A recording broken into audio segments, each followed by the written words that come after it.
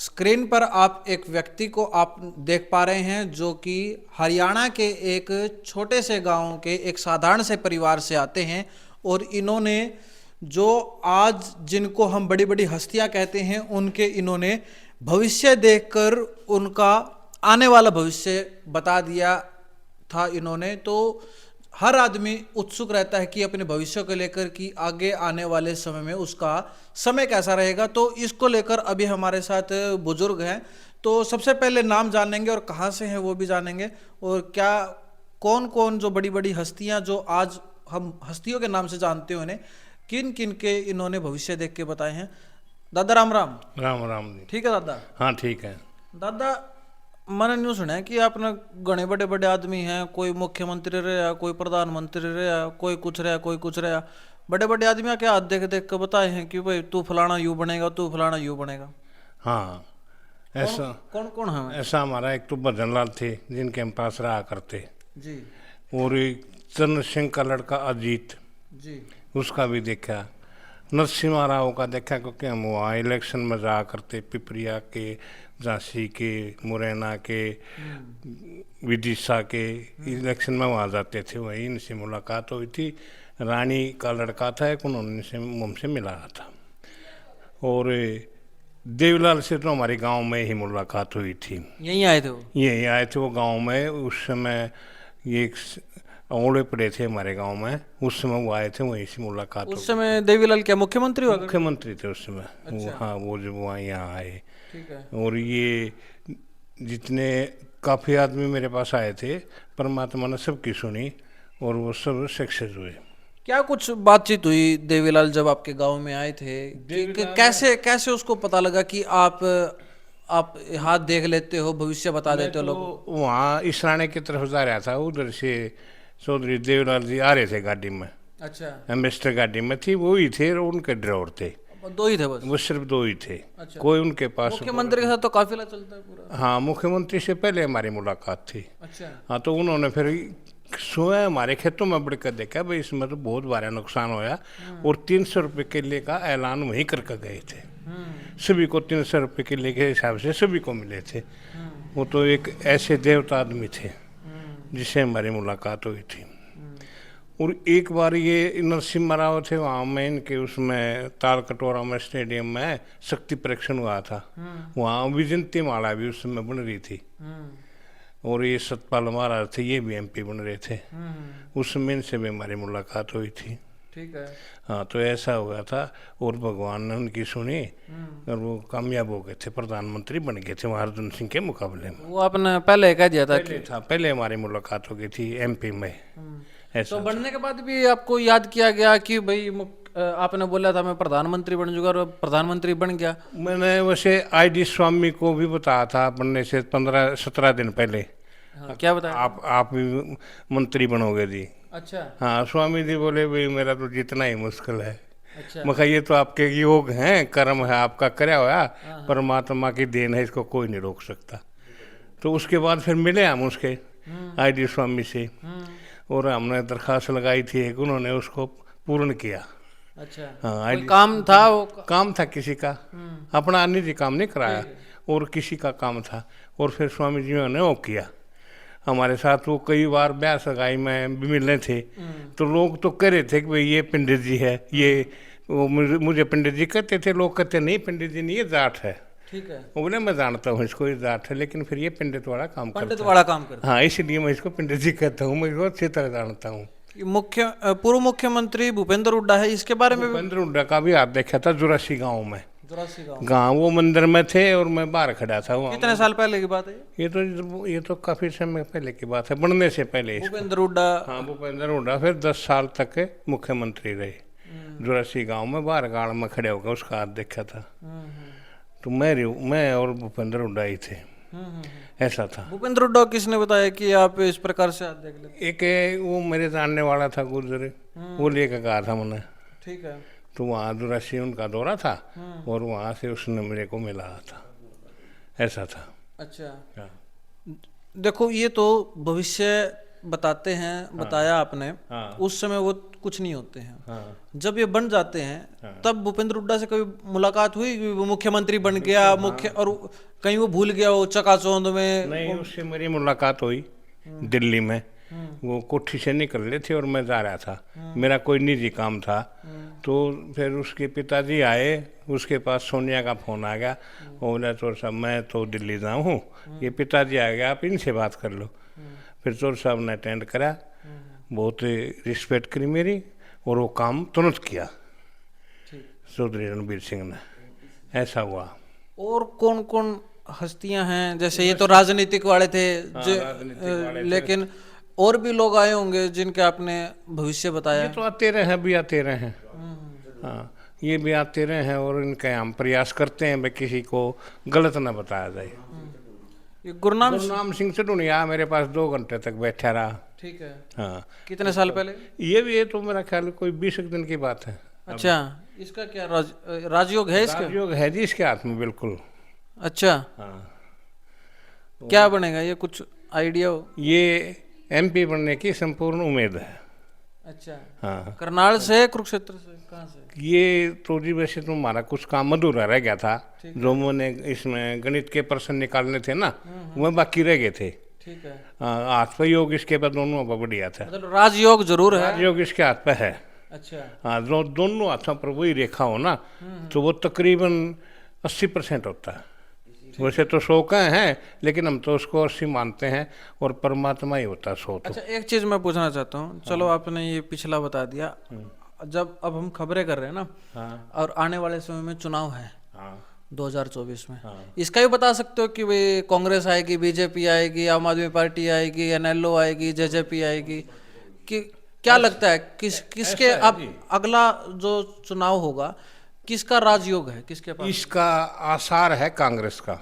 अच्छा, हाँ, हरियाणा में या पूरे देश भर में? पूरे देश भर में कांग्रेस के आसार हैं। अच्छा, जैसे कि इन्होंने एक जो क्रिकेट खुआते हैं ना, उनके साथ अनरीति करी, 13 महीने तक पूर्ण यातना दी। ठीक है। तो फिर उसके बाद पंजाब में इलेक्शन होया, ये बाजे नहीं थे। फिर इसके बाद इन्होंने किसानों को फिर यातना दी, कहीं छापे मरवाए, कहीं पब्लिक को तंग ही किया। और फिर इलेक्शन कर्नाटक में हुए, वहाँ भी ये सफा हुए, वहाँ भी नहीं रह पाए। और फिर इसके बाद हरियाणा में तैयारी है इनको भगाने की, और इसी तरह से सारे देश में ऐसा होता है, सारे देश में ऐसा ही होगा। अच्छा, एक पहलवानों वाला मामला भी चला हुआ है। ऐसा है जी, ये है एक प्राकृतिक, जिसने प्राकृतिक को छेड़ा है वो नष्ट ही हुआ है। एक बार द्वापर युग में किच्चक था, किच्चक मराठ का साड़ा, और वो वहाँ का सेनापति और पूर्ण बलवान था। ठीक है। उसने द्रौपदी को देख लिया, क्योंकि वो दासी के रूप में वहाँ काम कर रही थी। उसका हाथ पकड़ कर नहीं बोला तो बन जाए मेरे घराड़ी। और वो तो मजबूर औरत थी एक किस्म से, जैसे कि ये बच्ची मजबूर है। तो उसने कहा किच्चक मेरा हाथ छोड़ दे, मेरा सांस सबर का कभी ना जाएगा खाली। तो फिर उसने यूँ कहा ये मेरा महल खोला पड़ा, तू इसकी कर ले रखवाली। देखिए मैं ऐसी वैसी औरत नहीं हूँ, शादीशुदा औरत हूँ, और 5 पति गंधर्व हैं मेरे, जिन्हें तेरे कैसे मानस बहुत मारे के गेरे, मन उनके संग ले रखे फेरे, वो के रोएंगे तेरी जान में। फिर भी नहीं माना किच्चक। नो बोला तू आ जा, बना दे मेरे महल की शान में। उसने अपना पीछा छुटाने के लिए कहा मेरे खाने का इंतज़ाम कर, 10 बजे तक मेरा इंतज़ार कर आने का, और मैं 10 बजे ठीक यहाँ पहुँच जाऊँगी। तो उसने भीमबली से कहा, भीमबली पैर करम जोड़, उसका दामन काट रहा का मरोड़, और वहाँ पहुँच गया महल के अंदर। और फिर उसने देखा वो सुडे किच्चक के, और दे धरती का मारा। उसका शराब था, उसकी आ थी। इसी तरह से कर्नाटक में हुआ। ये तुरंत का मामला है, ये तो औरतों की आ, तुरंत का मामला है। हाँ, औरतों की आ से ऐसा हुआ। और फिर त्रेता युग में भी ऐसा हुआ। त्रेता युग में भी सुग्रीव की औरत उसके भाई ने खोस ली, राम ने उसको मारा। जी, राम की औरत, रावण बहुत महान विद्वान हुए। जी बिल्कुल। आज तक ऐसा विद्वान कोई नहीं हुआ। कोई नहीं हुआ। उस औरत के श्राप से वनवासी वनवासी समझ कर उसने वो मोरुत उठा ली, उसके श्राप से उसका सर्वनाश होया। कृष्ण को भगवान कहते हैं। कृष्ण और बलराम दोनों योग लगा के और ऋषि के श्राप से या तो बहुत घना दुख पागे। ये तो एक ऐसा श्राप है जिससे सरकार का सर्वनाश होना ये 2024 में निश्चित है। निश्चित है। हाँ बिल्कुल निश्चित है। चलो, जब 2024 के चुनाव होंगे और उसके बाद जो भी नतीजे होंगे, एक बार दादा के पास जरूर आऊंगे और बातचीत मैं तो जरूर करूंगा। अच्छा, एक दादा, यह चीज बहुत ज्यादा देखने को मिला है कि देखो, हर आदमी अपने भविष्य को लेकर चिंतित है। ये तो सच बात है। हाँ बिल्कुल। और कहीं ना कहीं पता लग जाएगा भी फलाना आदमी देख का हाथ बताया है या कुछ कहीं तभी कुछ भी पता लगेगा, ठीक है। वो एक झटके में जावा भी है। लेकिन हम देखते क्या हैं कि ऐसे ऐसे मामलों में ना ठगी के केस बहुत ज्यादा मिलते हैं।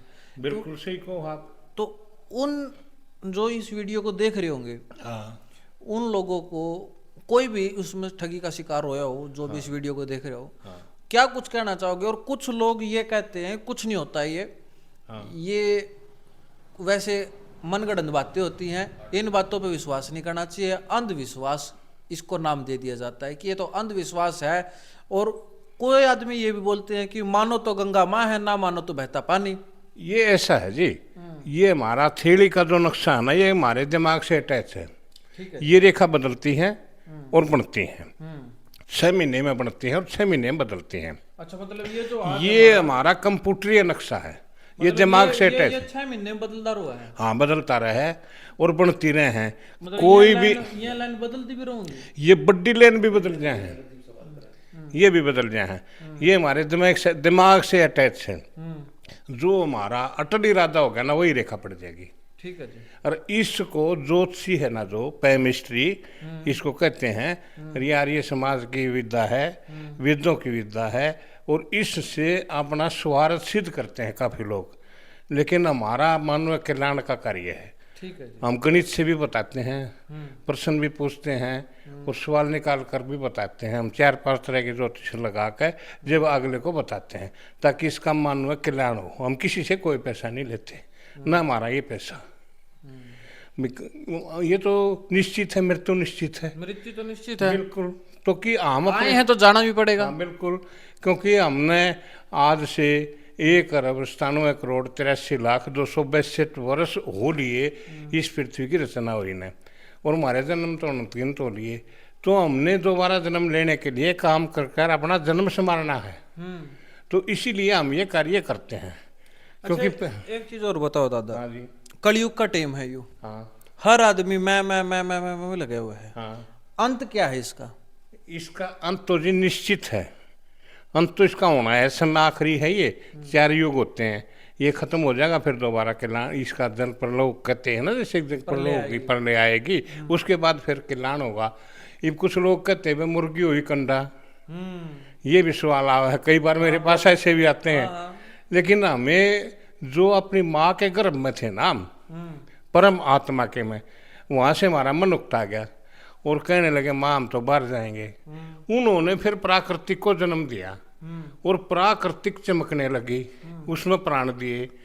उसके बाद फिर मर्द और वीर इकट्ठे ही उत्पन्न हुए। कि फिर किसी ने प्रश्न किया भाई अब भी होते हैं? मैं कहा हाँ भाई अब भी होते हैं, क्योंकि प्राकृतिक का एक नियम है, वो टूटता नहीं।